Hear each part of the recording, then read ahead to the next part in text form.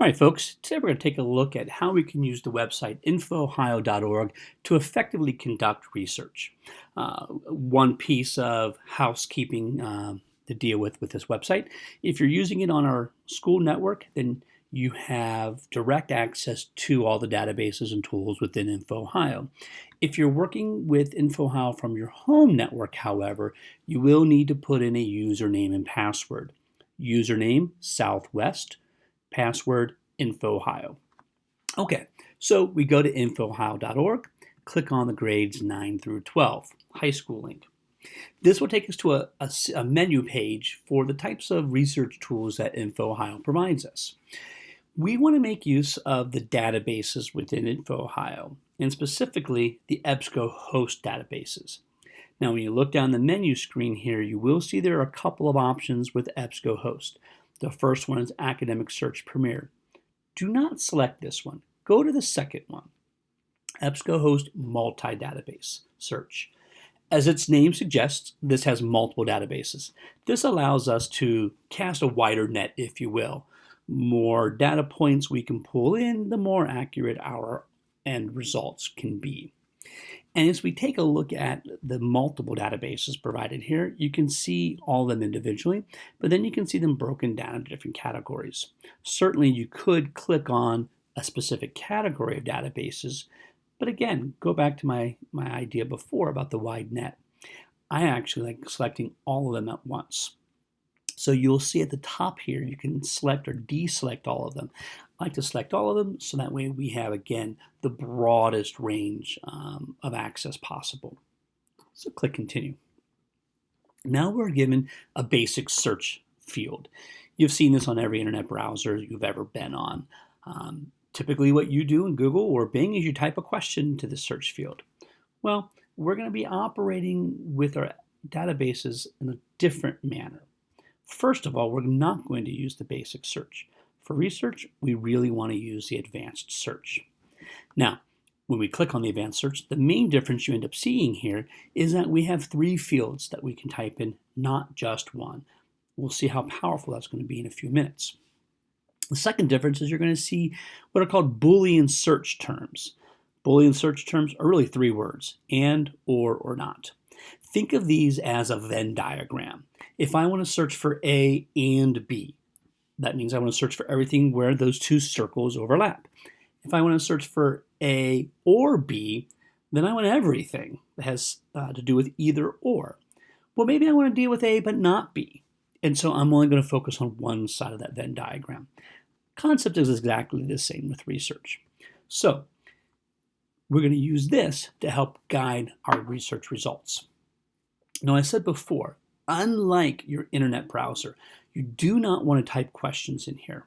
Chrome, Bing, Yahoo, well, I guess not Yahoo anymore, Chrome and Bing and Edge, Internet Explorer, they use programming designed to anticipate what it is you're actually focusing on when you type in a question. And they give you results back based on that.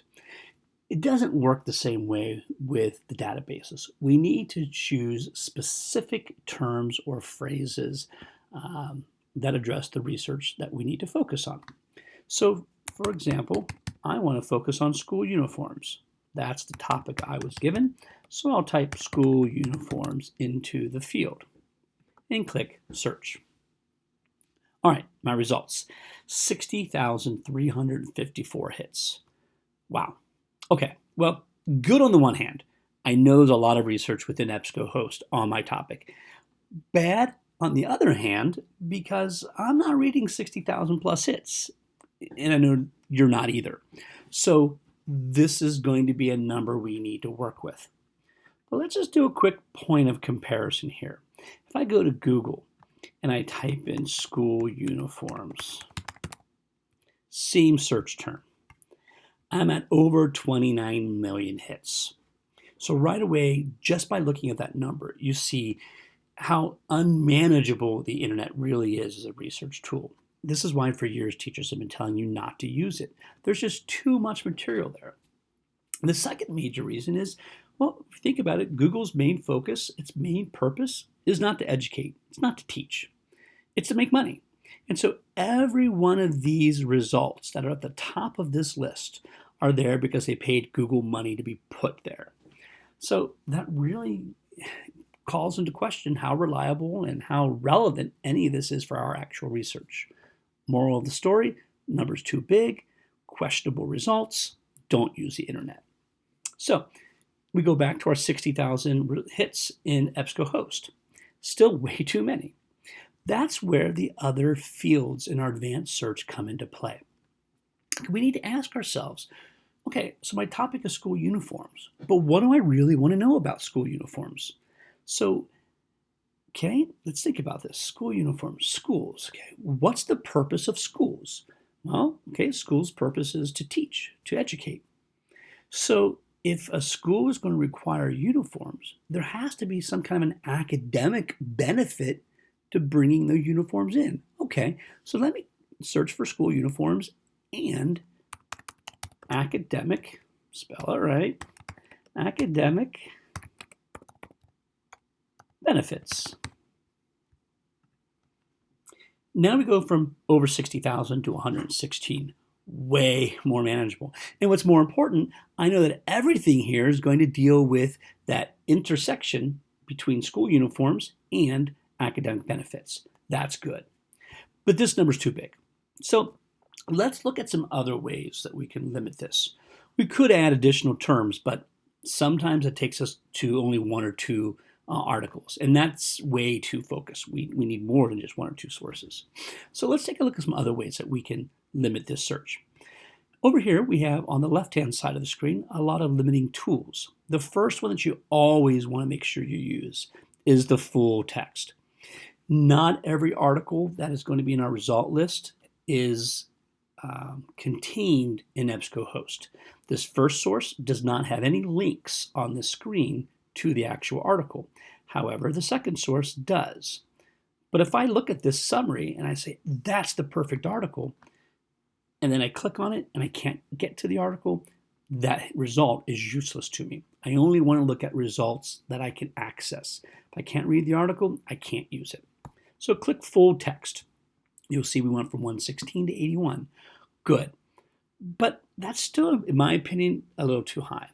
Now, there's no concrete rule about this, about when to start reading the sources. For me personally, the sweet spot's around 50. I feel like if I can get 50 hits or less, then I, one, have created a focused research search, and then I've limited dates, article types, full text, not full text. I limited enough so that way I can get the best possible results to use for my project. So 81 for me personally is still above my comfort zone. So let's go to another powerful limiting tool, publication date. Now, this is a great tool to use for research that is certainly time sensitive. Think about scientific topics. I can't imagine doing current scientific research going back to 1933. There's nothing current about that scientific research, and so we want to keep that up to date. On the other hand, maybe I'm looking at something that's historical or deals with something in sociology. Maybe I do want to go back to the early 20th century and look at the evolution of an idea.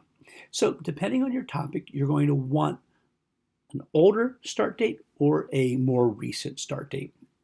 Likewise, maybe I want to look at, let's say, the role of women or the society's view of women in the 1930s. Well, I certainly don't want to include any articles from 2016. Why? That's going to take a 21st century view of women into account as it looks back at the 1930s. Maybe I only want the 1930s perspective, which we know is certainly a male-dominated perspective. But maybe that's what I'm looking for. And so I would want to limit it between 1930 and 1939, perhaps. So this becomes a really powerful tool. For my topic, school uniforms, I want to focus on 21st century. So I'm just going to slide this bar up until I get to 2001. It takes me from 81 to 71. Good. Not my sweet spot yet. So let's go to our next series of limiting tools. The type of sources. This is a great way to make sure you have the right kind of sources required by the project. I generally will require my students to have so many newspapers or magazines or academic journals. And as you notice here, we can select that. So if I say I only want academic journals, I got down to 5. Well, that's certainly in my sweet spot, but I'm only limited. If I need to use 5 sources, I only have 5. That's not good if one of these doesn't fit your topic. So let's add more. We can build up on that 5. Let's say magazines. Magazines are going to be different from academic journals because they're not peer-reviewed. Think about peer review in science. They're not going to be as scholarly. Magazines, I want you to think about, let's say, Time or Newsweek. And so they're certainly better than newspapers, but not as reliable as a university journal, for example. So I'm up to 9. That's not bad. Now, the other type of source here is news. These would be your typical newspapers. Not nearly as reliable, but can be much more current because a newspaper gets published daily as opposed to every 2 weeks or every month or every quarter, every 4 months or 3 months. So newspapers could give us more timely material. So let's click those 3 types of sources. So now you see we've got full texts, we've got a certain date focus, we've got academic journals, magazines, and newspapers. We're at 14 hits. Well, that's workable. So now we can start looking at these individual sources and find out what they have and how they can help support our research.